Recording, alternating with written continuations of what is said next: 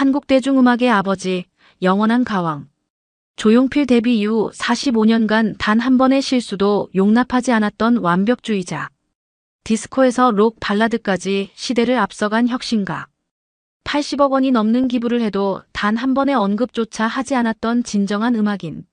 무대 위의 신이라 불리며 한국 대중음악의 기준이 된 조용필. 최근 미국의 한 유튜브 영상이 음악계의 화제가 되었습니다. K-팝 커버로 유명한 스탠포드 음대 출신의 성악가가 자신의 채널에 특별한 영상을 올린 것입니다. 날이 갈수록의 1985년 라이브 영상을 처음 본 순간 그녀는 충격에 빠졌다고 합니다. 이렇게 완벽한 라이브가 어떻게 가능했을까? 클래식만이 최고라 믿었던 그녀는 의문을 품었습니다. 현대의 첨단 기술도 보정도 없던 그 시절. 어떻게 이토록 완벽한 무대가 가능했던 걸까요? 이것은 우연히 발견한 한 영상을 통해 시작된 한 외국인 성악가의 놀라운 음악적 발견 이야기입니다. 그녀가 발견한 조용필 음악의 진정한 가치는 무엇이었을까요? 안녕하세요. 저는 스탠포드 대학교 음악대학원에서 성악을 전공하고 있는 소피아 브라운입니다. 어린 시절부터 클래식 음악에 푹 빠져 살았던 제가 한국 음악을 처음 접한 것은 고등학교 시절이었습니다. 영화 음악에 관심이 많았던 저는 올드보이라는 영화의 사운드 트랙을 듣다가 조수미의 더 라스트 송을 발견했습니다. 한국의 소프라노가 이렇게 아름다운 목소리를 가졌다는 사실에 놀랐고 자연스럽게 한국 음악에 관심을 갖게 되었습니다. 대학교 1학년 때는 우연히 가요 대축제라는 한국의 연말 음악 시상식 영상을 보게 되었습니다. 당시 가수들의 완벽한 라이브 무대와 화려한 퍼포먼스에 매료되어 한국 대중음악을 본격적으로 찾아보기 시작했습니다. 특히 아이유의 좋은 날을 듣고는 한국어로 된 노래를 배워보고 싶다는 생각을 처음으로 하게 되었습니다. 2019년부터는 유튜브에서 K-팝 커버 채널을 운영하며 50만 구독자와 함께하고 있습니다. 처음에는 단순히 K-팝을 좋아하는 팬으로 시작했지만 전공자로서 한국 음악의 독특한 창법과 화성에 매료되어 더욱 깊이 있게 공부하게 되었습니다. BTS의 피, 땀, 눈물을 오페라 버전으로 편곡해 부른 영상이 한국에서 화제가 되면서 저는 더욱 한국 음악에 관심을 가지게 되었습니다. 지난 2월의 어느 밤, 평소처럼 다음 커버곡을 위한 편곡 작업을 하고 있었습니다. 새벽 2시 유튜브에서 음악을 들으며 작업하던 중 자동 재생으로 한 영상이 재생되었습니다. 처음 들어보는 파워풀한 고음이 제 귀를 사로잡았습니다. 화면을 보니 조용필 As Days Go By라는 제목의 영상이었습니다. 순간 손가락이 키보드에서 멈췄고 저는 그 영상에 완전히 빠져들었습니다. 놀라웠습니다. 1985년 영상임에도 현대의 어떤 라이브보다 완벽한 가창력을 보여주고 있었기 때문입니다. 특히 브릿지 부분의 고음은 성악을 전공한 제가 봐도 감탄이 절로 나왔습니다. 한국의 마이클 잭슨이라고 불린다는 댓글을 보고 더욱 관심이 생겼습니다. 영상 속에는 어떠한 음향 보정도 립싱크도 없었습니다. 오직 순수한 라이브 무대였습니다. 그날 밤 저는 조용필의 다른 라이브 영상들을 찾아보기 시작했습니다. 단발머리, 창밖의 여자, 못 찾겠다, 꾀꼬리, 바람이 전하는 말 등 수많은 히트곡들을 들으며 밤을 지새웠습니다. 현대의 디지털 기술 없이도 완벽한 라이브를 선보이는 모습의 전문음악인으로서 깊은 감동을 받았습니다. 한 곡 한 곡을 들을 때마다 이렇게 뛰어난 아티스트를 이제서야 알게 된 것이 너무나도 아쉬웠습니다. 특히 인상 깊었던 것은 조용필의 곡들이 가진 음악적 완성도였습니다. 대중음악이지만 클래식의 요소를 자연스럽게 녹여낸 편곡, 아름다운 선율, 그리고 무엇보다 뛰어난 보컬 테크닉까지. 제가 지금까지 커버해온 K-팝과는 또 다른 매력이 있었습니다. 각 곡마다 장르는 달랐지만 그 안에 담긴 음악성만큼은 한치의 흐트러짐도 없었습니다. 라이브 영상을 보며 가장 놀란 점은 조용필의 호흡 조절이었습니다. 성악을 전공하며 배운 복식 호흡의 정석을 그대로 보여주고 있었기 때문입니다. 고음 구간에서도 흔들림 없는 성량과 안정적인 피치 컨트롤은 분명 오랜 훈련의 결과일 것이었습니다. 특히 창밖의 여자의 마지막 부분에서 보여준 롱톤은 제가 성악 레슨에서 항상 도전하고자 했던 바로 그것이었습니다. 다음 날 아침, 저는 유튜브 채널에 새로운 시리즈를 시작하기로 결심했습니다. 단순한 리액션이나 커버가 아닌 전문 음악인의 시각으로 조용필의 음악을 분석하고 소개하는 콘텐츠를 만들고 싶었습니다. K-팝을 사랑하는 전 세계 젊은이들에게 한국 대중음악의 뿌리를 보여주고 싶었기 때문입니다. 가장 먼저 날이 갈수록의 악보를 구해 분석해 보았습니다. 현대의 오토튠이나 보정 없이도 완벽한 피치 컨트롤을 보여주는 조용필의 가창력은 놀라웠습니다. 특히 후렴구의 고음 처리는 성악의 기본기가 얼마나 탄탄한지를 보여주는 증거였습니다. 벨칸토 창법을 기반으로 한 호흡 조절, 성대의 개방감, 공명의 활용까지 모든 것이 교과서적이었습니다. 한국어를 잘 모르는 제가 악보의 가사를 이해하기 위해 번역기를 돌려가며 분석했던 시간들이 아직도 생생합니다. 가사의 의미를 알아갈수록 선율과 가사의 조화가 얼마나 아름다운지 깨달을 수 있었습니다. 시간이 흐를수록 더욱 그리워진다는 이야기를 담은 가사와 점점 고조되는 멜로디 라인의 조화는 마치 클래식, 오페라의 아리아를 듣는 것 같았습니다. 조용필 음악은 제가 상상하지 못했던 곳으로 저를 이끌어갔습니다. K-팝 커버 아티스트였던 제가 한국 대중음악의 전설을 만나게 되어 제 음악 인생에 있어 가장 특별한 전환점이 되었습니다.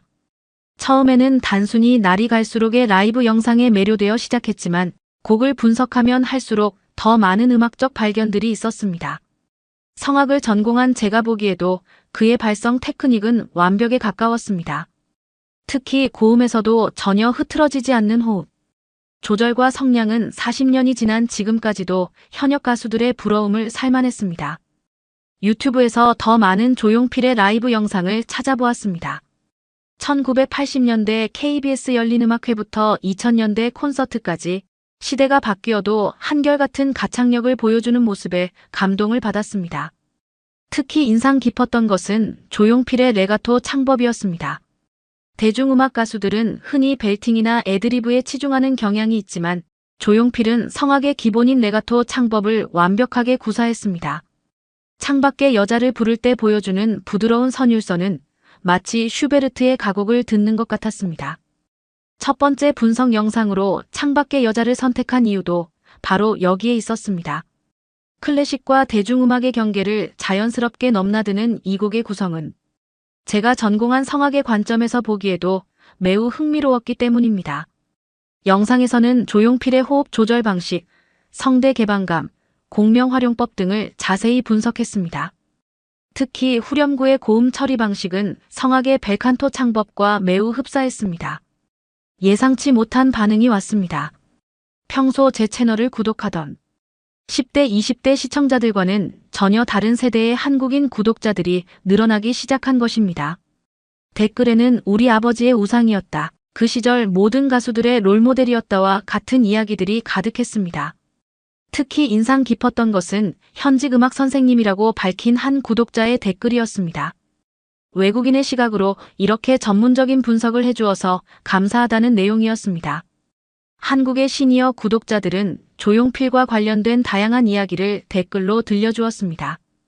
1980년대 공연장의 열기, 라디오에서 흘러나오던 노래들, 그리고 그 시절 젊은이들의 열정까지. 어떤 분은 1985년 MBC 10대 가수 가요제에서 조용필이 돌아와요. 부산항해를 부르던 날, 온 가족이 TV 앞에 모여 앉아 보았던 추억을 들려주셨습니다. 이러한 반응에 고무되어 저는 더 깊이 있는 연구를 시작했습니다. 스탠포드 도서관에서 한국 대중음악사 관련 자료들을 찾아보았습니다. 조용필이 데뷔했던 1960년대 후반부터 1980년대까지 한국은 급격한 경제, 성장과 함께 문화적 변화를 겪고 있었습니다. 그 시기에 조용필은 서구의 록 음악을 한국적으로 재해석하며 새로운 음악적 지평을 열었다는 것을 알게 되었습니다. 특히 흥미로웠던 것은 조용필의 음악이 세대를 초월해 사랑받는다는 점이었습니다. 제 분석 영상에는 10대인데 조용필 노래를 좋아한다는 댓글부터 70대 할아버지가 손녀와 함께 본다는 댓글까지 다양했습니다. 한 고등학생은 자신의 재즈 피아노 선생님이 조용필의 곡들을 재즈 버전으로 편곡해서 들려주었다는 이야기를 해주었습니다. 이것은 단순히 향수나 트렌드가 아닌 진정한 음악성이 인정받은 결과라고 생각했습니다. 음악을 분석하면서 가장 놀라웠던 점은 조용필의 곡들이 가진 보편성이었습니다. 돌아와요 부산항에는 한국의 특정 도시를 노래하지만 그 안에 담긴 그리움의 정서는 어느 나라 사람이든 공감할 수 있는 것이었습니다. 단발머리의 순수한 사랑 노래는 시대를 초월한 아름다움이 있었고 허공에 깊이 있는 가사는 마치 한 편의 시를 읽는 것 같았습니다. 제가 클래식을 전공하며 배운 음악의 보편적 가치가 바로 이런 것이 아닐까 생각했습니다. 그리고 바운스는 저에게 큰 충격을 주었습니다. 영어 가사와 한국어 가사를 자연스럽게 넘나드는 것은 물론 디스코와 록을 결합한 사운드는 80년대 초반에 이미 세계적인 수준의 편곡과 프로듀싱 능력을 보여주고 있었습니다. 당시 한국의 음악 제작 환경을 고려하면 이런 퀄리티의 음악을 만들어낸 것은 정말 놀라운 일이었습니다. 바운스의 리듬 편곡과 베이스 라인은 디스코와 록을 절묘하게 조화시켰고 이는 현재 K-팝의 장르 크로스오버의 시초가 되었다고 해도 과언이 아니었습니다. 더 깊이 있는 분석을 위해 한국어 공부도 시작했습니다. UCLA의 한국어 강좌를 수강하며 매일 조용필의 노래 가사를 한 줄씩 받아 적었습니다. 처음에는 단순히 발음을 따라 부르기만 했던 노래들이 이제는 그 안에 담긴 의미까지 이해되기 시작했습니다. 이젠 그랬으면 좋겠네의 가사에 담긴 인생에 대한 통찰은 제 나이, 또래인 20대 후반의 고민을 그대로 담고 있었습니다. 분석 영상을 올리면서 한국의 시청자들로부터 많은 조언을 받았습니다. 어떤 분은 조용필의 초기 밴드 위대한 탄생 시절의 희귀 음원을 보내주셨고 또 다른 분은 그의 기타 연주 실력을 보여주는 1970년대 방송 클립을 공유해 주셨습니다. 은퇴한 음악 교사라고 하신 한 구독자는 이메일로 조용필의 곡들을 클래식 관현악으로 편곡한 악보까지 보내주셨습니다. 이런 소중한 자료들을 바탕으로 저는 조용필의 음악 세계라는 새로운 시리즈를 기획했습니다. 단순한 곡 분석을 넘어 한국 대중음악사 속에서 조용필의 위치, 그의 음악이 후대에 미친 영향, 그리고 그의 음악에 담긴 시대 정신까지 다루고자 했습니다. 첫 회는 환희를 중심으로 한 초기 록 음악 시기, 두 번째는 창밖의 여자로 대표되는 발라드 전성기, 세 번째는 바람이 전하는 말의 실험 정신을 다루는 것으로 계획했습니다. 이렇게 알아보다 보니 한국에 직접 가보고 싶다는 생각이 들었고 저는 이내 실행에 옮겼어요. 한국행 비행기에 오르면서도 제 마음은 설렘으로 가득했습니다. 저는 가장 먼저 서울 올림픽 공원을 찾았습니다. 많은 구독자분들이 조용필의 상징적인 공연장이라고 추천해 주셨기 때문입니다. 88 올림픽 때도 그 이후로도 수많은 히트곡이 이곳에서 울려 퍼졌다고 했습니다. 특히 달마중이라는 제목의 콘서트를 이곳에서 열었다는 이야기를 들었는데 수만 명의 관객이 달빛 아래에서 함께 노래를 부르는 모습을 상상하니 가슴이 벅차올랐습니다. 다음으로 찾은 곳은 근처 음악 감상실이었습니다. 이곳은 7, 80년대 음악을 전문적으로 틀어주는 곳이었는데 벽면 가득 진열된 LP들 사이에서 조용필의 초기 앨범들을 실물로 보게 되었습니다. 특히 눈길을 끈 것은 헬로라는 5집 앨범이었습니다. 바운스가 수록된 이 앨범은 지금 들어도 전혀 손색이 없을 정도로 음질이 뛰어났고 당시로서는 파격적인 디스코 사운드가 인상적이었습니다. 음악 감상실 주인분은 젊은 외국인이 조용필의 음악에 관심을 가진다는 사실이 신기하셨는지 귀한 자료들을 보여주셨습니다. MBC 영상음악실과 KBS 가요 탑10의 방송 녹화 테이프, 그리고 당시 음악 잡지에 실렸던 인터뷰 기사들까지. 특히 80년대 초반의 공연 리뷰 기사들을 보며 저는 깊은 감명을 받았습니다. 가요계의 프로페셔널, 완벽한 라이브의 대명사와 같은 수식어들이 단순한 과장이 아니었음을 확인할 수 있었기 때문입니다. 무엇보다 흥미로웠던 것은 여러 시대의 음악 팬들을 직접 만난 것이었습니다. 우연히 들른 홍대의 한 카페에서 음악 동호회 모임을 만났는데 20대부터 60대까지 다양한 연령층의 음악 팬들이 조용필의 음악을 이야기하고 있었습니다. 젊은 층은 유튜브를 통해 접한 조용필의 완벽한 라이브에 매료되었다고 했고 기성세대는 그의 음악과 함께한 자신들의 청춘을 이야기했습니다. 특히 인상 깊었던 것은 음악학원에서 보컬을 가르친다는 30대 강사분의 이야기였습니다. 요즘 학생들한테 라이브의 표본으로 조용필 선생님의 무대를 종종 보여줘요. 특히 호흡 조절이나 발성 면에서는 최고의 교본이죠. 처음에는 옛날 가수라고 관심 없어 하다가도 한번 빠져들면 헤어나오질 못해요. 저는 취재 과정에서 만난 분들의 도움으로 KBS 역사관도 방문할 수 있었습니다. 이곳에는 80년대 가요 탑10의 무대 영상들이 아카이브로 보관되어 있었습니다. 당시 방송 영상들을 보며 느낀 것은 조용필의 무대가 단순한가요? 프로그램의 한 순서가 아니라 그 자체로 완성된 콘서트였다는 점입니다.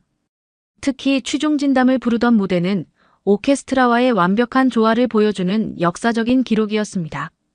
MBC 라디오 별이 빛나는 밤의 옛 방송 사연들도 읽어볼 수 있었습니다. 군대에서 조용필의 노래로 향수병을 달랬다. 대학 입시 실패 후 돌아와요. 부산항해를 들으며 위로받았다는 등의 사연들은 그의 음악이 단순한 히트곡이 아닌 한 시대의 위로였음을 보여주었습니다.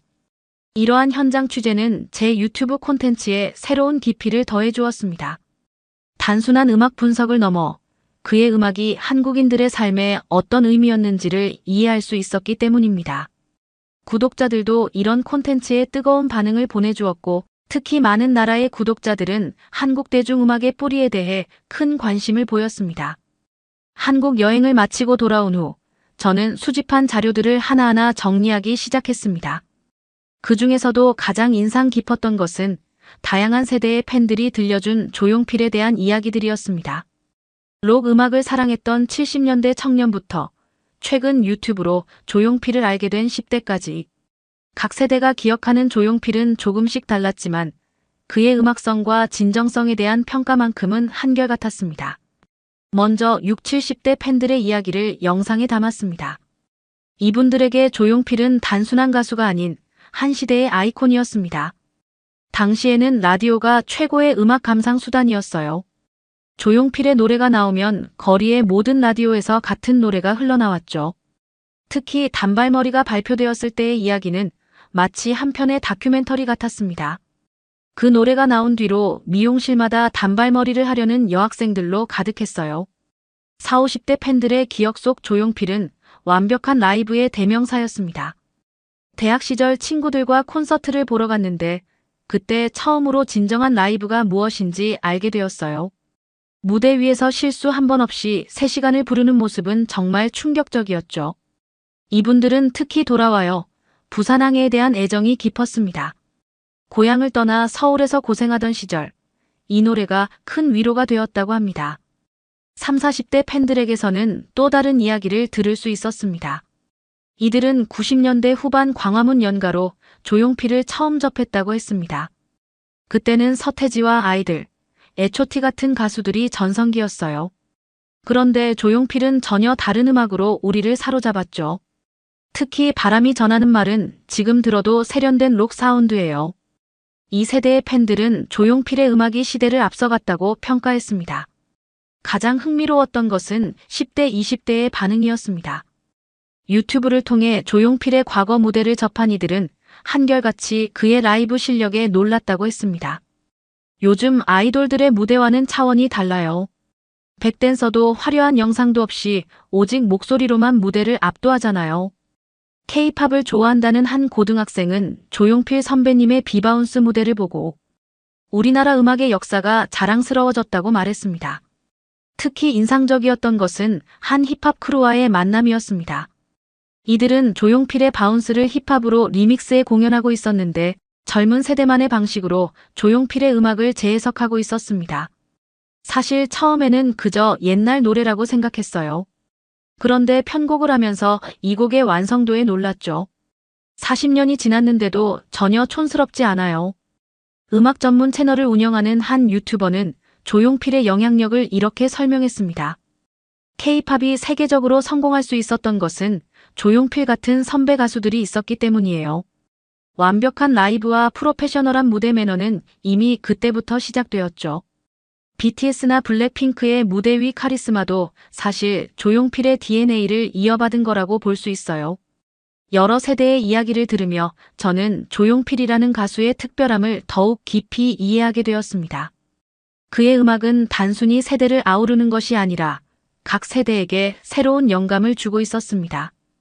60대는 청춘의 추억을, 40대는 음악적 완성도를, 20대는 새로운 가능성을 발견하고 있었습니다. 이러한 발견을 바탕으로 저는 새로운 유튜브 시리즈를 기획했습니다. 조용필, 시대를 넘어서라는 제목의 이 시리즈는 각 세대가 기억하는 조용필의 모습을 담아내는 동시에 그의 음악이 현재까지 어떤 영향을 미치고 있는지 보여주고자 했습니다. 특히 해외 시청자들에게 K-팝의 뿌리가 얼마나 깊고 견고한지 전달하고 싶었습니다. 영상은 예상 이상의 반응을 얻었습니다. 특히 해외 음악 팬들은 한국에 이런 뮤지션이 있었다는 사실에 놀라워했습니다. 그의 음악성은 시대와 국경을 초월한다. 진정한 아티스트의 모습을 보았다와 같은 댓글들이 이어졌습니다. 저의 작은 도전이 조용필의 음악을 세계에 알리는 작은 계기가 된 것 같아 뿌듯했습니다. 조용필 노래를 처음 듣고 조용필 노래에 대한 연구는 저에게 음악인으로서 큰 전환점이 되었습니다. 처음에는 단순히 K-팝의 뿌리를 찾아보려는 호기심으로 시작했지만 그의 음악을 깊이 연구할수록 제가 알고 있던 음악의 경계가 넓어지는 것을 느꼈습니다. 성악을 전공하고 클래식 음악만이 최고라고 생각했던 제가 대중음악에서도 클래식 못지않은 예술성을 발견하게 된 것입니다. 특히 조용필의 창밖의 여자를 성악으로 편곡하는 작업은 저에게 큰 도전이었습니다. 벨칸토 창법을 적용하면서도 원곡의 감성을 살리는 것이 쉽지 않았지만 이 과정에서 클래식과 대중음악의 경계가 생각보다 크지 않다는 것을 깨달았습니다. 이 편곡 작업을 유튜브에 공개했을 때 예상치 못한 반응이 있었습니다. 한국의 구독자들은 물론 전 세계의 음악 팬들이 조용필의 원곡을 찾아 듣기 시작했고 그의 음악성에 대해 놀라워했습니다. 이어서 단발머리와 바운스를 재해석한 작업도 진행했습니다. 단발머리는 재즈 스타일로 편곡했는데 단순한 멜로디 같지만 재즈의 화성 진행과 완벽하게 어울린다는 점이 놀라웠습니다. 바운스는 현대적인 일렉트로닉 사운드로 리믹스했는데 40년 전 곡이라고 믿기 힘들 정도로 현대적인 감각이 살아있었습니다. 제 채널의 구독자들은 다양한 방식으로 호응해 주었습니다. 특히 해외 시청자들의 반응이 인상적이었습니다. 한국에 이런 뛰어난 뮤지션이 있었다니 놀랍다. 그의 라이브 영상을 보고 충격을 받았다. 현재 K-팝의 뿌리를 이해하게 되었다와 같은 댓글들이 이어졌습니다. 더욱 놀라웠던 것은 음악을 전공하는 학생들의 반응이었습니다. 현대음악을 전공한 사라는 광화문 연가의 화성 진행을 분석하며 클래식의 서정성과 대중음악의 대중성이 완벽하게 균형을 이루고 있다고 평가했습니다. 우리의 분석 영상은 예상치 못한 곳에서도 반향을 일으켰습니다. 버클리 음대의 한 학생은 조용필의 바운스를 자신의 졸업 연주곡으로 선택했고 영국의 한 음악학원에서는 K-팝의 역사를 다루는 수업에서 조용필의 음악을 교육 자료로 사용하기 시작했습니다.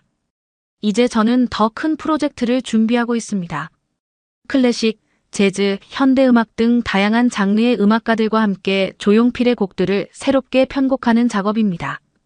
이미 여러 음악가들이 참여 의사를 밝혔고 우리는 온라인으로 함께 작업하며 새로운 가능성을 모색하고 있습니다. 이 과정에서 저는 음악에는 장르의 경계가 없다는 것을 다시 한번 깨닫게 되었습니다. 조용필의 음악은 대중음악의 틀 안에서 클래식의 격조, 재즈의 자유로움, 록의 에너지를 모두 담아냈습니다. 그의 음악이 40년이 지난 지금까지도 새로운 영감을 주는 이유가 바로 여기에 있었습니다. 저의 음악에 대한 도전은 이제 전 세계 음악인들과 함께하는 새로운 도전이 되었습니다. 앞으로도 저는 좋은 음악의 가치를 전하는 작업을 계속할 것입니다. 그리고 그 여정에서 발견한 조용필의 음악은 저에게 언제나 영감의 원천이 될 것입니다. 음악에는 국경도 장르의 경계도 없다는 것을 보여준 그의 음악처럼 저 또한 새로운 음악적 가능성을 향해 계속해서 도전해 나가려 합니다. 사연을 재밌게 들으셨다면 구독과 알림 설정 부탁드립니다. 여러분의 구독과 알림 설정은 영상 제작에 큰 힘이 됩니다. 지금까지 외국인의 시선에서 한국의 감동에 빠진 이야기를 전해드리는 감동 다이브였습니다. 좋은 하루 보내세요. 감사합니다.